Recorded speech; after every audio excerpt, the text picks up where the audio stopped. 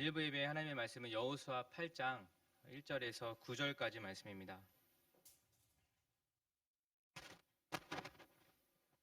여호수아 8장 1절에서 9절까지의 말씀, 저와 한 절씩 교독하겠습니다. 여호와께서 여호수아에게 이르시되 두려워하지 말라, 놀라지 말라, 군사를 다 거느리고 일어나 아이로 올라가라. 보라, 내가 아이 왕과 그의 백성과 그의 성읍과 그의 땅을 다 내 손에 넘겨 주었으니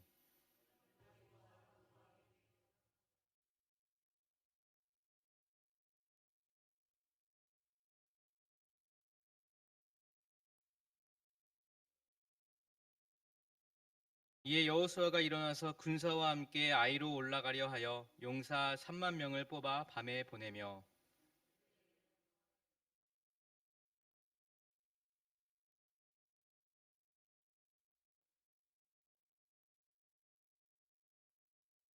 나와 나를 따르는 모든 백성은 다 성읍으로 가까이 가리니 그들이 처음과 같이 우리에게로 쳐 올라올 것이라. 그리할 때 우리가 그들 앞에서 도망하면 그들이 나와서 우리를 추격하여 이르기를 그들이 처음과 같이 우리 앞에서 도망한다 하고 우리의 유인을 받아 그 성읍에서 멀리 떠날 것이라. 우리가 그들 앞에서 도망하거든 너희는 매복한 곳에서 일어나 그 성읍을 점령하라. 너희 하나님 여호와께서 그 성읍을 너희 손에 주시리라. 너희가 그 성읍을 취하거든 그것을 불살라 여호와의 말씀대로 행하라. 보라, 내가 너희에게 명령하였느니라. 같이 읽겠습니다. 그들을 보내매 그들이 매복할 곳으로 가서 아이 서쪽 베델과 아이 사이에 매복하였고 여호수아는 그 밤에 백성 가운데서 잤더라. 아멘. 실패했던 그곳에서 다시라는 제목으로 말씀을 증거하겠습니다. 저희들이 살면서 여러 가지 실수를 하게 됩니다. 때론 말로 실수도 하고 또 행동으로 실수도 하고 그렇습니다. 하다 보면은 또 돌이킬 수 없는 그런 치명적인 실수를 하기도 하고 또 굉장히 후회스러운 일도 저지르곤 합니다. 실수라는 것이 사실은 하고 싶진 않지만 이것이 누구라도 피해가기 어려운 일이 아닐까 생각을 해보게 됩니다. 모두 다 한 번쯤은 실수라는 것을 하게 된다면 그럼 그 실수를 과연 어떻게 회복할 것인가, 어떻게 이것들을 잘 이겨낼 것인가, 이것이 더 중요하지 않겠습니까? 그러기 위해서는 왜 실수를 했는지 그 원인을 파악하는 것이 대단히 중요합니다. 잘 아시다시피 여호수아는 모세의 뒤를 이은 이스라엘의 리더였습니다. 여호수아는 이스라엘 백성과 함께 요단강을 건너서 하나님이 말씀하신 약속의 땅, 이 가나안 땅으로 들어갔습니다. 그리고 그 이후에 정복 전쟁이 시작되는데 첫 번째 그 전쟁이 바로 가나안을 대표하고 있는 여리고 성이었습니다. 그 여리고 성을 정복하는 데 있어서 이들은 창과 무기로 무장하진 않았지만 하나님께서 말씀하시는 그대로 성을 돌기 시작했습니다. 마지막 날에는 성을 돌고 나서 백성들이 한 목소리로 소리를 지르자 성이 무너지는 것을 보게 됩니다. 여리고 성은 결국 작은 성이 아니었어요. 누구라도 조금만 힘들이면 정복할 수 있는 그런 성이 아니었습니다. 가나안을 대표하고 있는 가나안을 상징하는 힘이 있고 커다란 성이었습니다. 그런데 그들은 전적인 하나님과 하나님의 능력과 하나님의 지혜로 하나님의 방법으로 성을 정복하게 된 것입니다. 여리고 성을 정복한 그들을 한번 상상해 보십시오. 그들의 마음이 어땠을까? 사기가 올라가서 아주 기세등등한 그런 모습 아니겠습니까? 승리란 마치 그들에겐 당연한 듯 정해져 있는 듯 그런 마음의 상태가 아니었을까 생각을 해보게 됩니다. 그런데 그 이유는 어땠습니까? 여러분들 잘 아시다시피 7장에서는 그 여리고 성과는 비교도 할 수 없는 그 작은 성, 아이성이라고 하는 그 정복 전쟁에 어이없이 실패하는 것을 보게 됩니다. 기세등등했던 그들이 실패한 이유는 단순하죠. 하나님의 말씀대로 행하지 않았기 때문입니다. 이스라엘이 이 아이성을 공격하기 전에 먼저 정탐을 하게 되는데 정탐을 하고 돌아온 사람이 이렇게 말을 합니다. 여호수아 7장 3절 말씀인데 제가 세 번역으로 읽어보겠습니다. 그들이 여호수아에게 돌아와서 이렇게 말하였다. 모든 백성을 다 올라가게 할 필요가 없을 것 같습니다. 2,000명이나 3천 명만 올라가도 아이성을 칠 수 있습니다. 모든 백성이 그 성을 치느라고 다 수고할 필요가 없을 것 같습니다. 정탐을 하러 갔던 그 정탐꾼이 돌아와서 하는 이야기가 이스라엘 전군을 그쪽에 보낼 필요 없다. 2,000명, 3,000명만 보내면 충분히 이길 수 있다라고 말을 한 것이죠. 그리고 결국은 그들은 3,000명만 아이성에 보냈고 결과는 아주 대패하고 말았습니다. 여호수아 7장 4절 말씀에 이렇게 말씀합니다.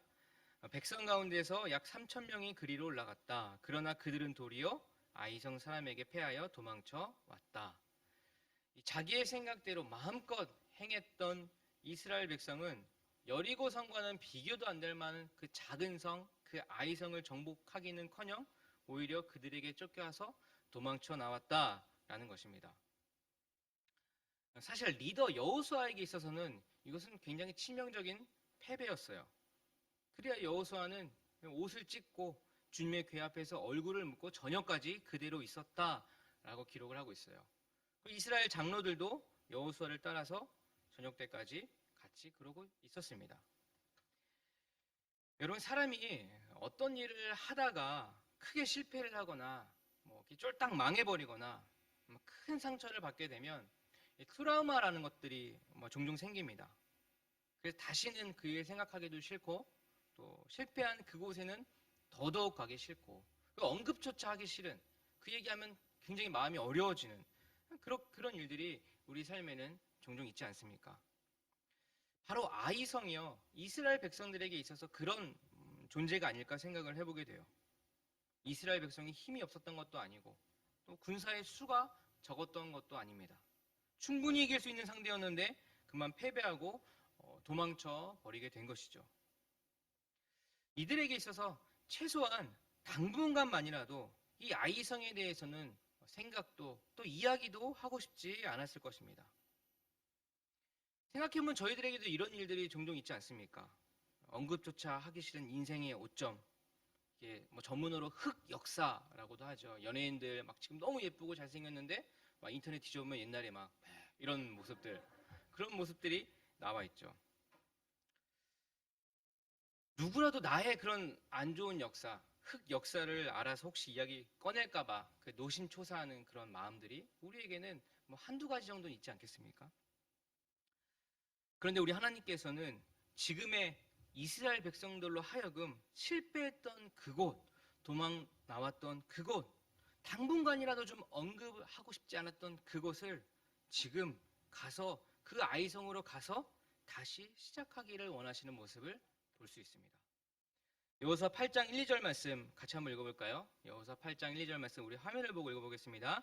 주님께서 여호수아에게 말씀하셨다. 두려워하지 말아라. 겁내지 말아라. 군인들을 다 동원하여 아이성을 쳐 올라가거라. 보아라, 내가 아이의 왕과 백성과 성읍과 땅을 다 내 손에 넘겨주었다.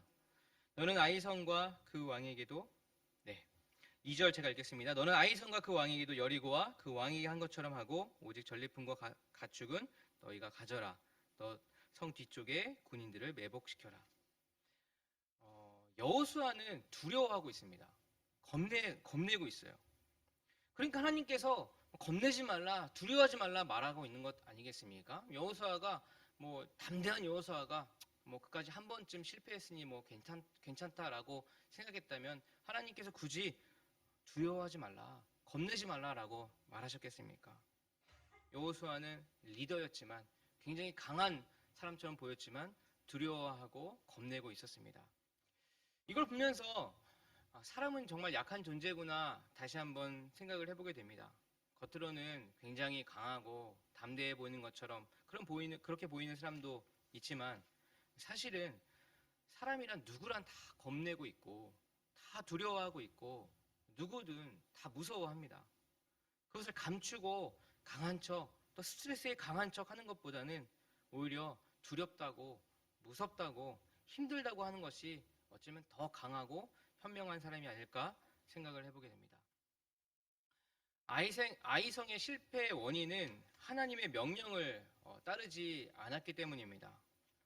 하나님께서는 여리고성을 정복하면 사람들을 전멸시키고 그 희생제물에는 손을 대지 말라 전리품을 취하지 말라라고 말씀하셨는데도 불구하고 하나님의 명령을 어기고 전리품을 취했던 그 아간 한 사람의 죄로 이스라엘 전체가 이 작은 성 아이성을 정복하지 못하고 오히려 그들에게 패해서 도망치게 된 것입니다. 이스라엘 백성의 마음은 어땠을까요? 사기는 떨어졌을 것이고 또 아간 때문에 화도 나 있을 것이고 리더인 여호수아도 꽤나 치명적인 그런 인생의 오점이 생겼을 것입니다. 자기들보다 실력이 좋고 강한 상대였다면 좀 변명이라도 할 수 있지만 그렇지 않은 상대에게 패배했으니 자존심도 굉장히 많이 구겨져 있지 않을까라는 생각입니다. 그 반대로 가나안 사람들은 굉장히 그 기세등등했겠죠. 그런 이스라엘 백성들에게 하나님께서 말씀하십니다. 군인들을 다 동원해서 아이의 성을 쳐 올라가거라. 백성들은 생각했을 것입니다. 하나님 지금요? 아이성을 지금 가라고요? 싫은데요? 이렇게 생각할 수도 있지 않겠습니까? 그런 하나님 말씀하십니다. 괜찮다. 두려워하지 말아라. 겁내지 말아라. 내가 있잖아. 넌 혼자가 아니다. 두려워하지 말고 가라. 라고 말씀하시는 것입니다. 하나님은 실패한 그곳에서 다시 시작하기를 원하십니다. 그것도 상처도 충격도 아물지 않는 이때에 하나님은 다시 시작하기를 원하셨던 것입니다. 하지만 분명히 전과는 달라진 게 있죠. 전에는 나 혼자 했다면, 전에는 우리만 했다면, 이제는 하나님을 앞세우고 하나님과 함께 아이성을 갈 수 있다는 것입니다. 하나님과 함께 가서 실패한 그곳에서 다시 시작하게 되는 것입니다. 여러분, 저희들에게도 실패하거나 망하거나 혹은 상처를 받은 그곳, 그때, 그것이 아마 각자에게 있지 않습니까? 여러분들은 바로 그것을 지금 어떻게 대하고 계십니까? 잊고 있었는데, 그냥 가슴 한켠에 묻고 있었는데 굳이 그걸 또 꺼내야 하나? 그런 생각해보면 여러분, 잊고 있는다고 가슴에 묻고만 있는다고 다 해결되는 것은 아닙니다. 때가 되면 그 상처는 나도 모르게 다시 나오기 마련이고 그 상처와 실패의 경험이 계속해서 나의 인생 가운데 작은 일, 큰 일, 그렇게 영향을 미치게 되는 것입니다. 그렇다면 일부러 전부 실패한 그곳, 상처받은 그곳에 가서 다시 시작해야 된다는 것은 아닙니다. 그러나 하나님께서 원하신다면, 하나님께서 말씀하신다면, 하나님께서 가라고 하신다면 여러분 한번 다시 가봐야 되지 않겠습니까? 하나님께서는 이스라엘 백성에게 실패한 그곳 아이성에 다시 가기를 원하셨습니다. 사실 하기는 싫었을 것입니다. 솔직한 마음은 좀 다른 곳에서 다시 시작해 볼 마음도 있었을 것입니다.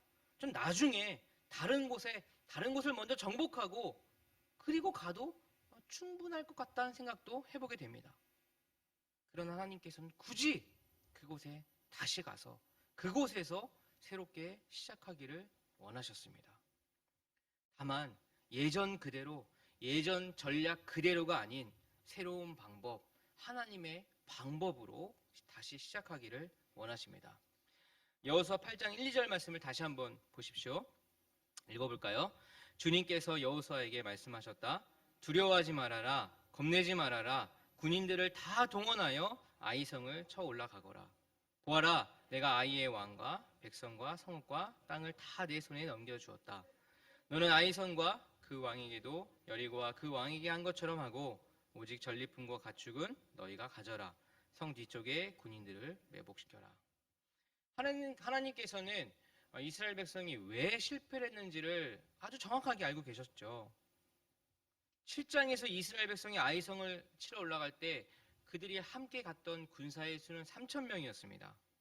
자기들이 생각해도 충분히 이기고도 남을 군사의 숫자라고 생각했을 것입니다. 근데 이번 하나님의 말씀은 그들의 생각과 달랐어요. 군인들을 다 동원하여라. 전부 데리고 가라. 라고 말씀합니다. 사실 이 아이성에 있는 사람들은 이스라엘 어떤 백성, 이스라엘 군인에 비해서는 굉장히 적은 숫자였습니다. 그런 아이성을 정복하기 위해서 군인을 다 동원한다는 건 뭐 인간적인 생각으로 사실 어쩌면 뭐 시간 낭비, 뭐 돈 낭비, 뭐 인력 낭비일 수도 있지 않겠습니까? 이스라엘은 60만 대군이었어요. 그런데도 하나님께서는 왜 이스라엘에게 전부 다 동원해서 그 성에 올라가라라고 하셨을까요? 바로 그것은 최선을 다하라라는 말씀입니다. 이게 하나님의 계산법이에요.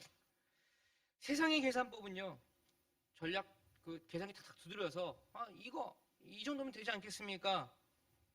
라고 할 수 있지만 하나님의 전략, 하나님의 계산은요, 교만하지 않고 겸손하게 최선을 다하고 하나님을 신뢰하고 이것이 바로 하나님의 계산법이 되는 것입니다. 여러분, 아무리 실력 좋은 찬양팀이 앞에 나와서 찬양을 인도한다 하더라도 사도 바울과 같은 또 사도 베드로와 같은 또 예수님 같은 좋은 메시지를 여러분들에게 선포한다고 하더라도 내가 힘을 다하지 않고 내가 집중하지 않고 내가 마음을 쏟지 않고 내가 마음을 들이지 않으면 여러분 그 은혜는 결코 내 것이 될 수가 없습니다. 아무리 약해 보이고 작아 보이는 그런 아이성이지만 적당히 싸움에 임했기에 패배를 면치 못했습니다. 여러분 패배한 것도 은혜 아니겠습니까? 패배하지 않았더라면 그 교만이 아마 하늘을 찔렀을 것입니다. 우리 그리스도인들은 아무리 적고 아무리 작은 것이라도 그것이 단 한 명의 영혼이라고 하더라도 우리는 거기에 올인할 줄 알아야 합니다. 여호수아는 하나님의 뜻을 정확하게 알았고 하나님의 명령에 최선을 다했습니다. 하나님의 전략은 전군이 올라가고 성 뒤쪽의 군인들을 매복시키는 것이었습니다. 근데 여호수아는요, 하나님이 전군이 올라가고 또 군인들을 매복시켜라 라고 말씀을 했는데 여호수아는 그 말씀을 듣고 더 섬세하게 준비를 하는 것을 보게 됩니다. 이 8장 4절부터 7절까지인데요. 같이 한번 읽어볼까요? 8장 4절부터 7절까지 시작. 그들에게 명령을 내렸다. 너희들은 성뒤로 가서 성에서 너무 멀지 않은 곳에 매복하고 모두들 공격할 준비를 갖추어라. 나와 함께 있는 모든 군인은 그 성으로 접근하겠다. 아이성 사람들이 우리와 싸우려고 나오면 우리는 지난번과 같이 뒤돌아서 도망칠 것이다. 그들은 우리를 뒤쫓고 우리는 그들을 성 밖으로 이끌어낼 것이다. 그들은 도망하는 우리를 보고서 자기들끼리 지난번과 같이 우리 앞에서 도망한다고 말할 것이다. 우리가 그들 앞에서 도망하거든 너희는 매복하고 있었던 곳에서 일어나서 그 성을 점령하여라. 주 너의 하나님이 그 성을 너희의 손에 넘겨주실 것이다. 여호수아는 더 섬세하게 더 잘 준비하고 대비합니다. 여러분 이것이 최선입니다.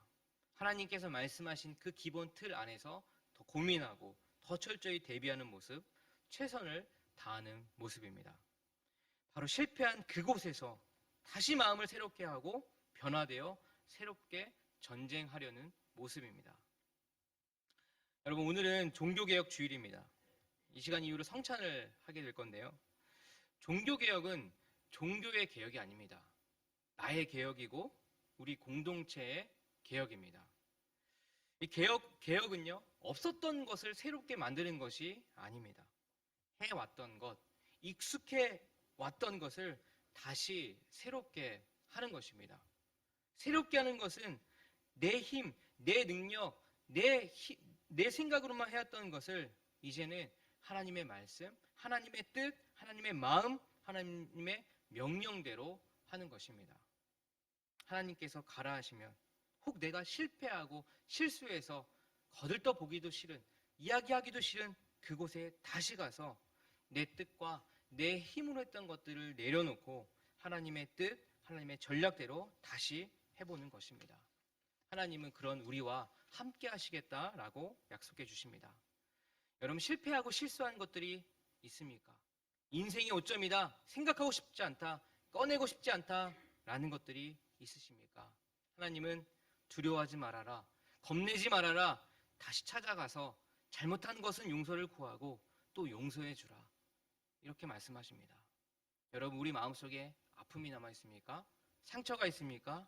하나님은 두려워하지 말아라, 겁내지 말아라, 내가 너와 함께 하겠다 말씀하십니다. 여러분, 하나님께서는 실패한 그곳에서 때론 다시 시작하기를 원하십니다. 그리고 여전히 두렵고 긴장되는 마음에 하나님은 괜찮다, 내가 이제 너와 함께 하겠다 말씀하십니다. 그리고 실패의 원인을 누구보다 잘 알고 있는 하나님께서는 나에게 새롭고 완벽한 전략을 말씀해 주실 것입니다. 겸손이란 낮아지고 또 머리 숙이고 말하지 않고 조용한 것이 겸손이 아닙니다. 겸손은 하나님의 뜻대로 하는 것입니다. 내가 원하지 않는다 하더라도, 나에게 좀 상처가 있다 하더라도 그것이 하나님의 뜻이라면 나를 내려놓고 순종하는 것이 겸손입니다. 여러분, 실패한 그곳에서 다시 시작하기를 원하시는 하나님의 음성이 여러분 각자에게 들려오신다면 그 뜻에 순종하여 완벽하게 회복시키시고 다시 시작하게 하시는 놀라운 하나님의 은혜가 있기를 기도합니다. 함께 기도하겠습니다.